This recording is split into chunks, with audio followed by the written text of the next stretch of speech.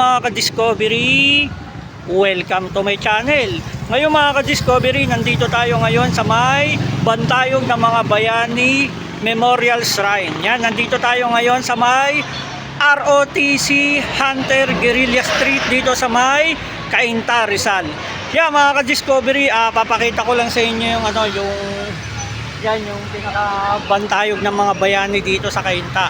Yan, ito yung Hunters ROTC Guerrilla. Yan yung mga panahon ng mga guerrilla noong panahon ng World War II. Yan, papakita ko sa inyo yung yung mga pangyayari. Yan, nakaukit doon sa may sa may pader. Yan yung mga nangyari ng panahon ng mga guerrilla. Kaya tara mga ka-discovery, samahan nyo ko, ipasilip ko sa inyo yung mga pangyayari noong panahon ng World War II ng ating mga guerrilla dito sa may Cainta, Rizal.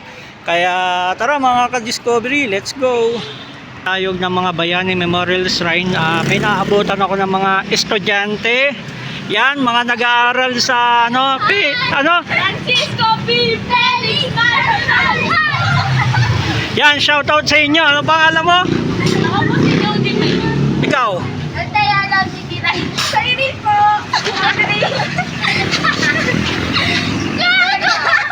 Ayun, nakatalikod ayaw.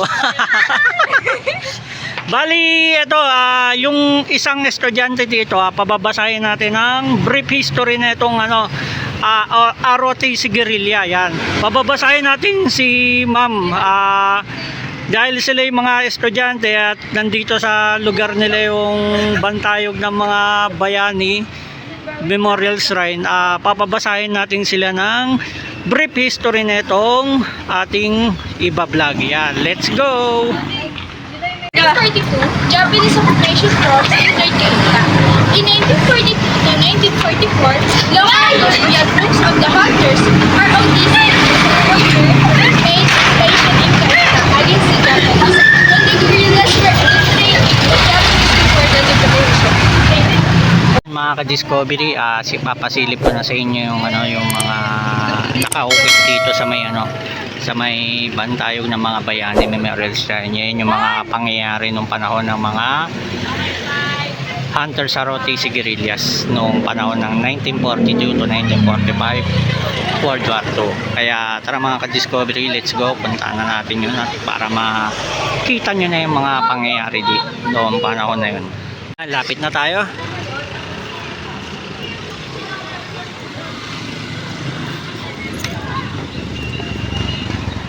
Yan, Bantayog ng mga Bayani Hunters ROTC Guerrillas, Cainta, Rizal, 1942 to 1945. Yan, 3 years ang ng pangyayari ng World War II. Tapos mga ka-discovery, ito yung pinaka logo, Hunters ROTC Guerrillas. Yan, merong lalaki na merong hawak na sibat at saka yung shield. Yan, sinisibat niya yung yung nandito na kulay team. Yan, tapos merong agila sa pinakataas, tapos merong 3 star saka tabak, tapos isang guerrilla na merong hawak na bata. Yan, ibig sabihin niya sinave niya yung bata yung panahon ng gera, World War II. Yung nanay.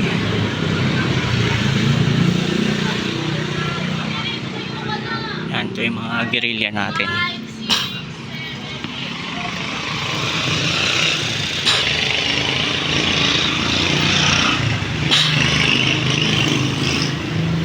Yan. Ngayon mga ka-discovery, ito naman yung Roll of Honor. Yan, ito yung mga pangalan ng mga Roll of Honor of the Hunters ROTC Guerrillas. Yan yung mga pangalan ng Cainta chapter. Yan, ito yung mga natin, Bantayog ng mga Bayani. Yan. Yan, mga krus. Pag sinabing krus, mga taga-Cainta yan. Yan, mga Buen Boyahe. Yan, De Guzman, De Leon, Felix. Yan, Gonzales, Guerra, Alili. Yan, Javier. Tapos ito. Yan, Policarpio. Yan yung mga taga-Cainta talaga. Mga lehitimong taga-Cainta, San Juan, Santos. Yan. Bali ngayon mga ka-discovery, papakita ko na sa inyo yung yung itong sculpture na sa skulptura na nakaukit sa pader. Yan, isa-isayin natin yan hanggang pa ganun. Yan kasi merong kwento yan. Yan, ganun. Umpisahan natin dito. Japanese Invasion 1942. Yan. Ito na yung mga Japanese natin. Yan, may hawak na mga baril, armas. Yan, yung nanay na may hawak na bata. Tapos yan, nakahiga, inatapakan ng mga Chinese. Yan, sunod naman natin tong Japanese occupation. Yan, ito na yung mga panahon ng mga pananakop ng mga Hapon, no. Yan, ito yung mga Pilipino. Yan, nakayuko, nakaluhod. Yan, pinapahirapan.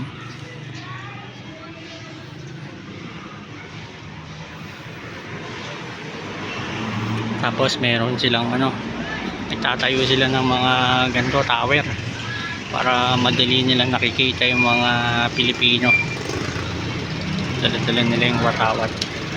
Tapos mga ka-discovery, ito naman yung guerrilla secret assembly. Yan, ito na yung mga Pilipino, yung mga guerrilla natin.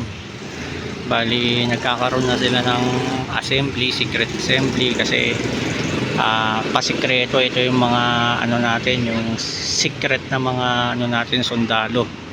Kasi para hindi mahalata ng mga Hapon na na mayroong mga pagpupulong or assembly na nagaganap noong panahon ng World War II. Sila yung mga secret army natin. Yan, kaya isa yan sa mga bayani natin na lumaban noong panahon ng World War II.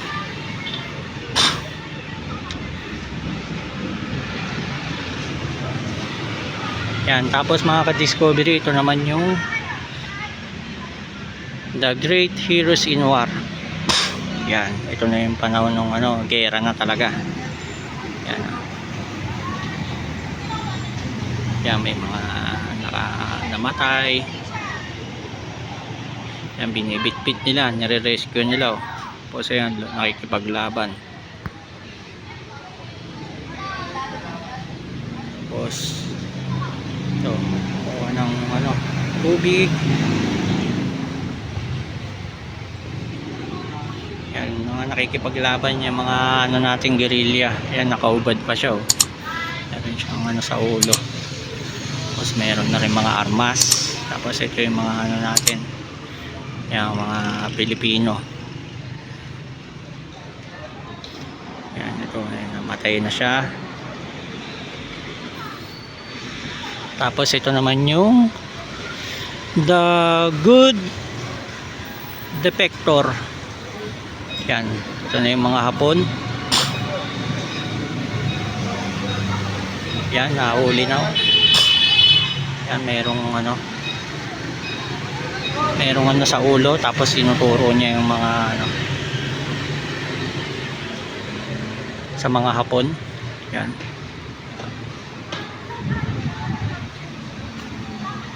Tapos meron nakatali, yung mga nabihag na. Tapos ito naman yung mission, surveillance and provide food and supply.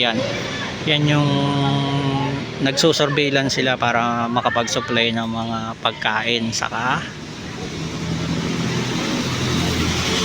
ng mga gamot. Yan, medicine. Yan, dala-dala yung medicine. Yan, kasi napaka-ingat ng mga galaw nung panahon ng nagsusurveillance sila para hindi ma-detect ng mga Hapon yung panahon ng World War II yung ating mga guerrilla. Yan, mga secret army natin. Yan, may mga dala silang sako, may dalang baril. Yan. Tapos ito naman yung saving as pilot. Yan, Ito yung nalaglag yung pinaka ayun, pinaka helicopter o aeroplano. Yan, sinip nila yung pilot.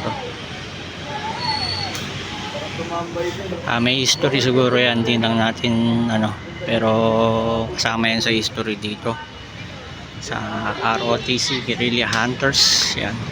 Tapos ito yung Rolling Troops Camp. Yan, ito na yung kampo nila. Kasi bali ang nangyari pala itong street na to, ito yung itong ROTC Hunter Guerrilla Street. Ito dito sa Cainta, dito sila nagkota itong lugar na to. Isang street to na pahaba. Yan, papunta yan sa may Ortigas Avenue. Tapos ito papunta sa may sa may munisipyo ng Cainta. Yan, Cainta proper. Bali ngayon mga ka-discovery, ito yung naging nila. Yan. Yan yung pinaka troops camp, pinaka kampo. Yan, meron silang kubo, na mga kubo-kubong tinayo. May lamesa, yan, ilaw, diyan sila nagpupulong, nagluluto. Yan, may mga kasi dati puro pa to puro kagubatan pa to na dati nung panahon na hindi pa develop yung Rizal, kung Cainta Rizal. Yan, meron silang bandera ng Pilipinas. Tapos receiving arms and supply in Panta. Yan, nakaka-receive na sila ng mga armas. Yan, para magamit nila sa panlaban dun sa gera. Yan, meron silang mga baril. Ay, dinikit lang pala ni Gira yung kala ko. Kagaya ng mga armas, yung mga box. Tapos merong the Leyte Landing. Yan, October 1944. Yan, bali nung panahon ng meron tayong baryan yan. Yung the Leyte Landing, yung sa lumang 5 piso. Yan, yung lumanding sila sa Leyte. Yan. Tapos Rising to Victory. Kaya merong may hawak na bata yung yung lalaki, tapos ito yung babae, pinakananay. Yan, sinesave nila yung bata dahil panahon ng gera. Ayan, excuse me po. Malapit na matapos, ito na lang. Yan, yan mga estudyante natin dito sa Cainta, mga masisipag mag-aaral. Yan, Liberation of Cainta. Yan, February 22, 1945. Yan, ito na yung liberation. Yan, nakataas na ang kanilang mga kamay. Tapos nakasaludo.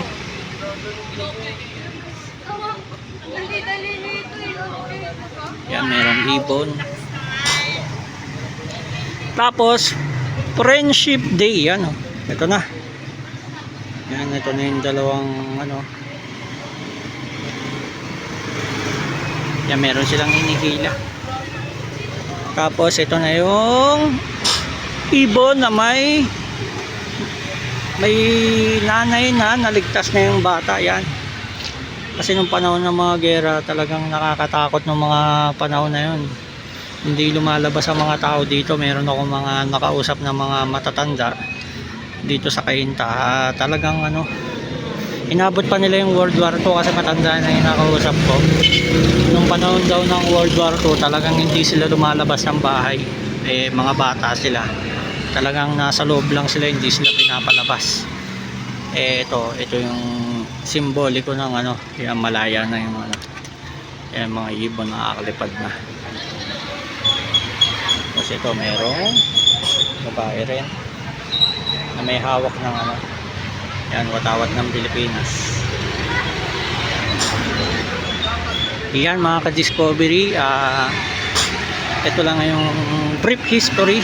Yan, dati kasi meron silang historical marker na nakalagay doon, parang napansin ko. Ngayon, ito na rin yung pinaka-brief history niya. Makikita nyo, naka-ukit dito sa pader yan. Mga sculptor kasi artist ang ang Angono natin, art capital of the Philippines. Ayan, sa Angono, pag napunta kayo, marami kayong makikita mga ganito. Yan, mga gumagawa ng ganito, sculptor. Yan, sa pader, inukit. Mga ka-discovery, tapos na yung ating pagpakita ko sa inyo ng mga brief history at yung mga bantayog ng mga bayani dito sa may Guerrilla ROTC. Yan, dito sa Cainta, Rizal. Ito mga ka-discovery, magpapaalam na tayo. Sana marami kayong natutunan sa ipinakita ko dahil napaka-importante nito sa natin, sa history noong panahong World War II. Yan mga ka-discovery, magpapaalam na ako. Kasama ko yung mga estudyante ng Felix National High School. Yan. Yan, salamat sa inyo dahil itong mga estudyante na to, ito yung ginagawa nilang mga tambayan. Yan, dito sila nagpa-practice ng mga sayaw. Yan mga ka-discovery, hanggang dito na lang ang ating vlog dito sa Cainta, Rizal. Hanggang dito na lang, hanggang sa muli. Thank you for watching.